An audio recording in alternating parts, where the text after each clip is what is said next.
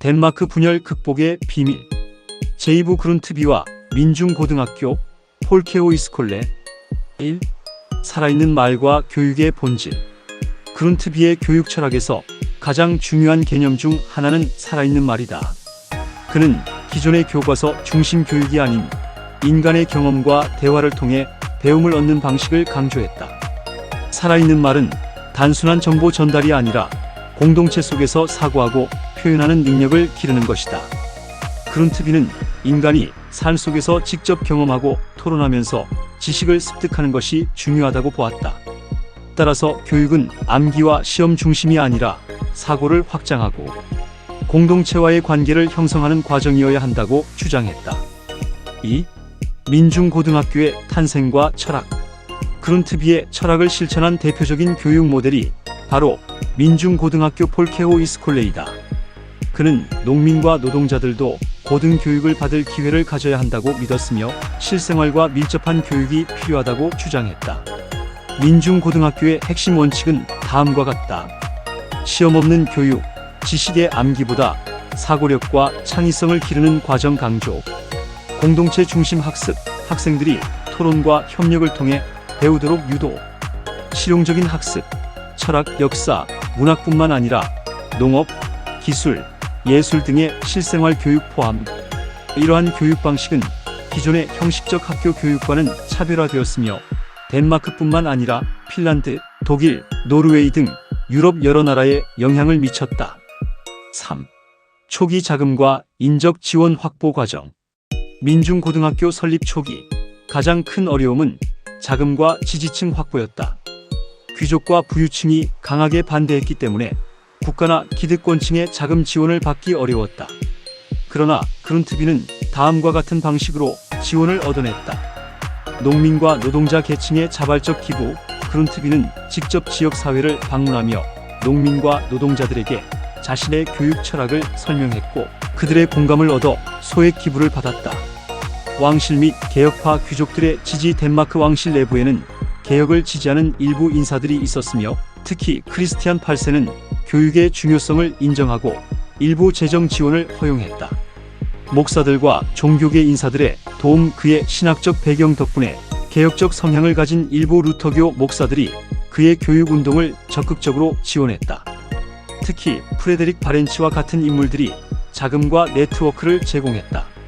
지식인 및 철학자들과의 협력. 당시 덴마크와 독일에서 활동하던 자유주의적 지식인들과 협력하면서 그는 교육개혁의 당위성을 지지받았으며 민중고등학교의 개념을 구체화할 수 있었다.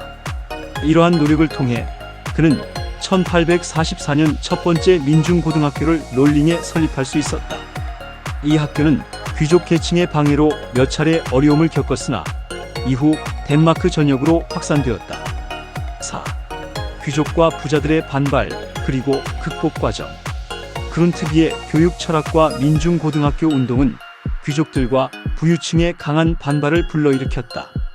이들은 교육이 특정 계층만을 위한 특권이어야 하며 농민과 노동자들이 고등교육을 받을 경우 기존 사회 질서가 무너질 것을 우려했다. 그러나 그룬트비는 이러한 반발을 다음과 같은 방식으로 극복해 나갔다. 기독교 신앙을 기반으로 한 설득. 그룬트비는 교육이 모든 인간에게 평등한 권리라는 신념을 기독교적 가치와 결합하여 강조했다.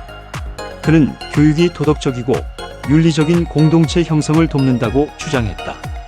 왕실 및 개혁적인 인사들의 지원 확보. 덴마크 왕실 및 일부 개혁가들은 그룬트비의 교육 철학이 국가 발전에 기여할 수 있다고 판단하고 지원을 아끼지 않았다.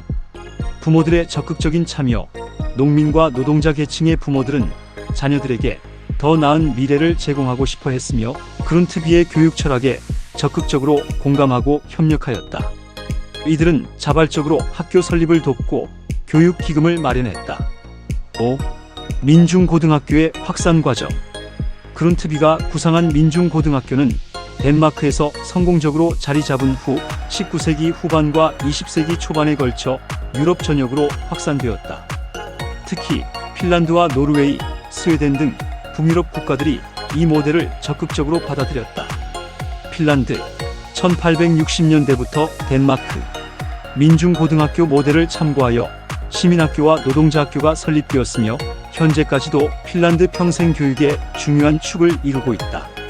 노르웨이 및 스웨덴 19세기 말부터 공동체 교육의 필요성이 대두되면서 농촌 지역을 중심으로 민중고등학교가 확대되었다.